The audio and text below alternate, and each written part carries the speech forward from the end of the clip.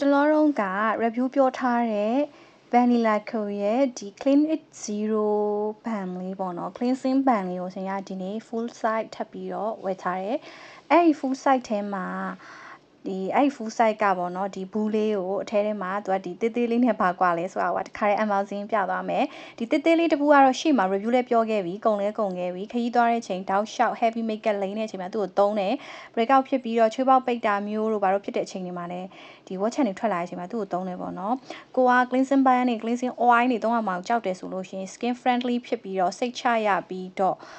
quality ရှိတဲ့ product လေးတွေကိုလည်းရွေးသုံးဖို့လိုအပ်တယ်ဆိုင်ဆိုလို့ရှိရင် cleansing balm တွေကိုရွေးတာတော်တော်လေးကြီးများတယ်ဒါပေမဲ့ဒီ clean it zero ဆိုရင်ရှေ့မှာ review တင်ခဲ့ပြီးဒါနောက်ထပ် 50ml တဘူးကို EOS ကနေထပ်ဝယ်လိုက်တယ်ပေါ့နော်အဲ့ဒါလေးကိုပါဒီမှာ unboxing လုပ်ရင်းနဲ့ vlog လေးလုပ်ပြထားပါတယ်သူထဲမှာကော်စရာဇွန်းလေးနဲ့ခုနကတော့အပိတ်ကလေးတစ်ခုလည်းဘူးကြီးမှာပါတယ်ဘူးသေးမှာတော့မပါဘူးပေါ့နော်ဘူးသေးနဲ့ဘူးကြီး size ကတော့တော်တော်ကွာပါတယ်ဘူးသေးကတော့ဒီကျွန်မတစ်လလောက်တော့ခံလိုက်တယ်cleansing လုပ်တာ makeup တွေ foundation တွေ heavy makeup တွေအတွက်ကတော့တကယ်လုံးဝ highly recommend နောက်ပြီးတော့ဒီ eyeliner တွေ waterproof mascara တွေအတွက်လည်းသူကတော်တော်အဆင်ပြေတယ်နောက်ပြီးသူ့ကိုသုံးတဲ့အချိန်မှာ skin ကို stripping မဖြစ်ဘဲနဲ့သူ့ရဲ့ zero balance technology ကြောင့်ပေါ့နော်အသားရည်လေးကသုံးပြီးသွားတဲ့အချိန်မှာတော့ soft ဖြစ်နေတော့ပဲ6ကတ်သွားတာမျိုးရှိနေအသားရည်ကဆူဆူအီအီလေးကြံခဲ့တယ်နောက်ပြီးသူကဒါ original pink လေးပေါ့နော်ဘူးလေးကသူ့မှာရွေးချယ်စရာတခြား option တွေလည်းရှိပေမဲ့ကျမတို့ဒီပန်းရောင်လေးကိုပဲအခုတစ်ခေါက်ဘူးကြီးလည်းဝယ်ပြစ်ခဲ့ပါတယ်ဈေးနှုန်းကတော့ဘယ်လောက်ပါလဲ